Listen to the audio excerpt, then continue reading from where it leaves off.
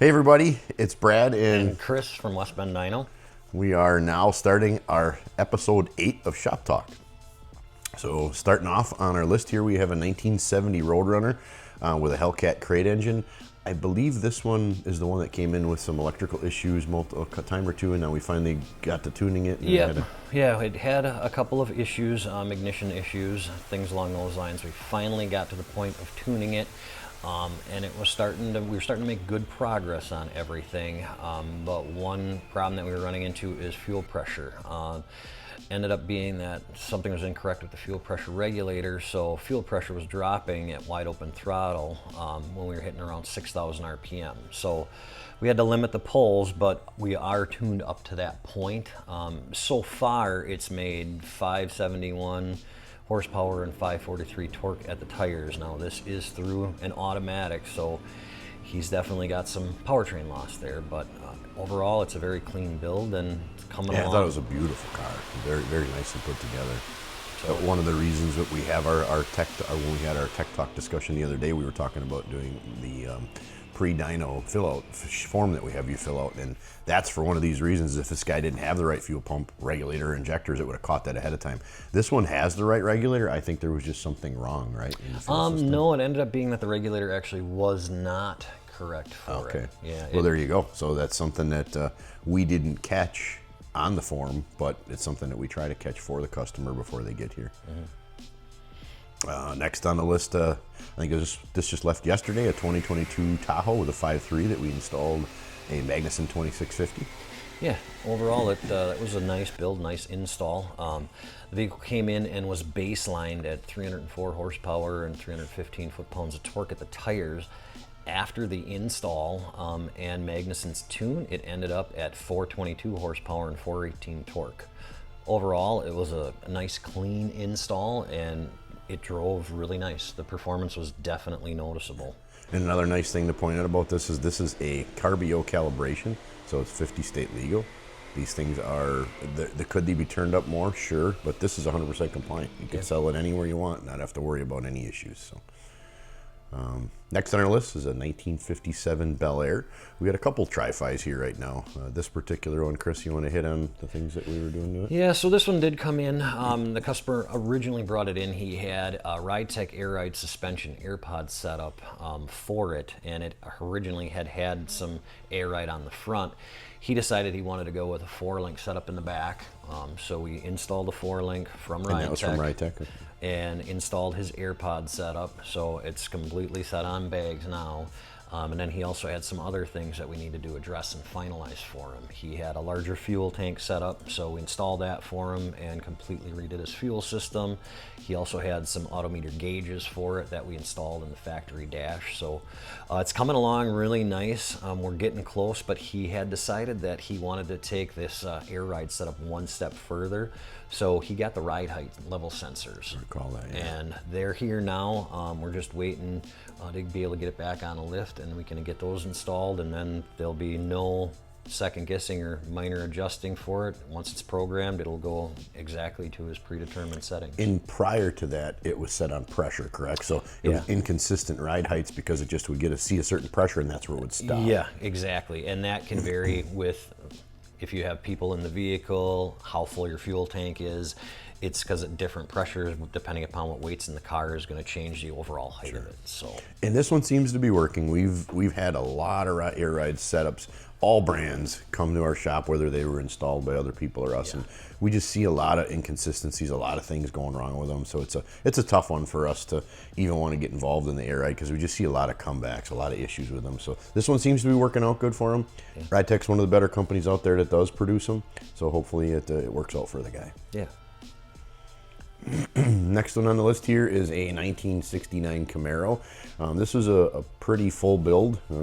We aren't doing the body work on it. It has a Wagner Motorsports engine in it, and I believe is an American powertrain 6-speed. Yep. And we are doing everything else on it. So from the fuel system to the operating system to the exhaust to the cooling. And this one is really close right now. I believe we're just finishing up the exhaust and it's ready to be dialed in and then sent back to the body shop. Yep, the exhaust is it's all tacked together now, and we're doing the finish welding.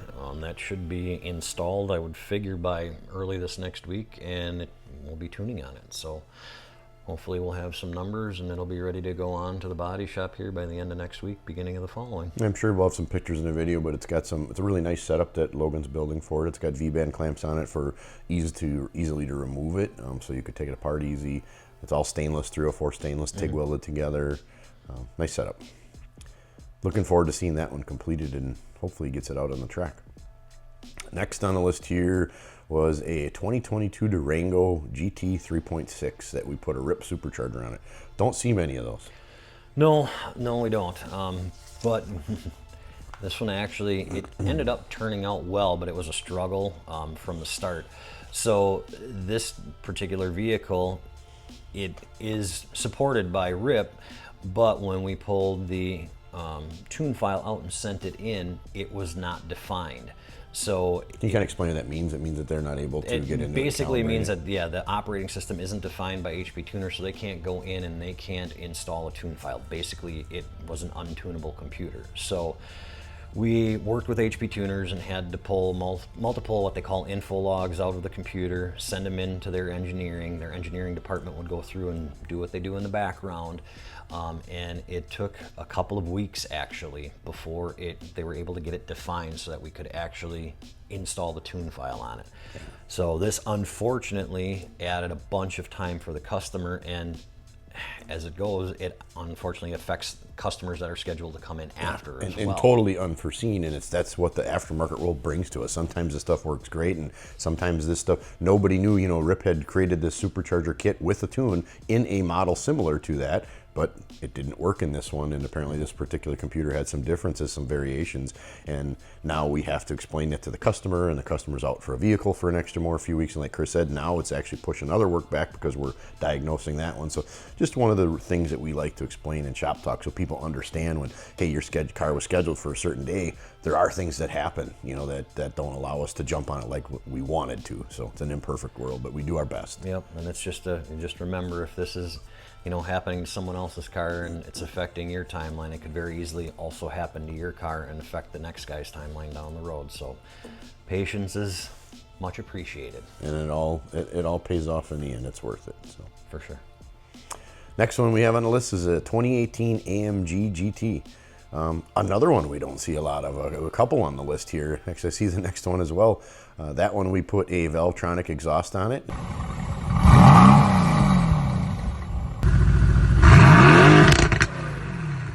Another good example with that one was it showed up, quality exhaust, installed nice, but missing parts. Yeah, so, one of those deals where you're going to get it done and get it out of there for the customer, and now we're overnighting parts and trying to find the right parts that we're missing. So, yeah, that one definitely threw a little wrench in things. It was supposed to be in and out in a day, and they had sent along V-band clamps, but for it, and 2 of the clamps were the incorrect size. So we had to wait for them to get the correct ones overnighted, and it just threw a wrench in things and added extra time and just bumped some stuff down the line. And just to be safe, we overnighted another set of a different brand and ate the cost on that just to make sure we were set up. So to be able to get the customer's vehicle back, so that he could make it to a car show. Yeah.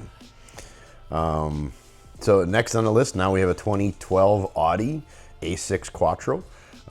This was kind of a neat one because we don't do many of these, and to see what just a calibration can do on these German cars was pretty cool for us. So this is supercharged from the factory, and we do a lot of smooth boost installations where we can vary your boost by however we want, whether it's a different fuel that we put in it.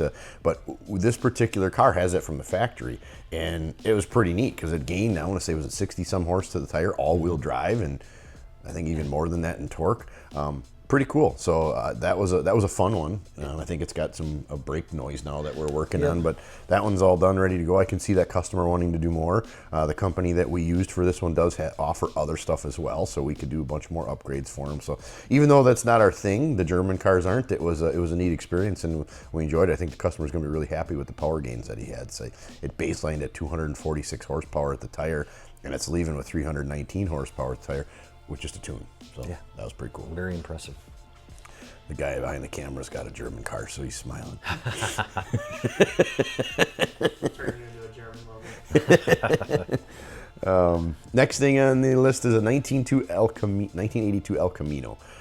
This one, I believe, we converted from carburetor to fuel injection Yeah. with Holly, and did a few other things. So I'll let you kind of go Yeah, over it was, if I'm not mistaken, and he'll probably correct me, but this was his high school car. So it's been a transformation for quite some time. And he had recently, before he brought it to us, put a 5-speed in it and upgraded the exhaust to a full 3-inch exhaust system.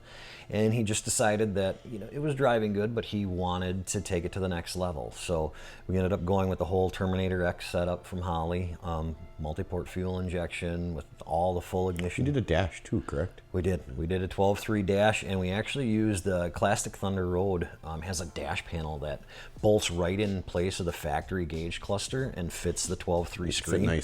Nice, clean install. It turned out really nice. And overall, the car, the drivability was great on it, and it's just a fun car to drive. That was a fun sounding car too, and wasn't a real high horsepower car, No. but a fairly radical small block Chevy that had a real nice sound to it. It did. It sounded great. I mean, and it made good power. It was 443 horsepower and 456 torque. At the tire, yeah. It's So it was no slouch, and just fun to drive, rolling through the gears with it. Overall, I'm not a huge El Camino fan, but that one was fun. yeah, kind of cool to see him driving his high school car. I have a car that I had in high school yet, and I haven't driven it all this year. Drove it once last year, so neat to see him getting some use out of it. Yeah.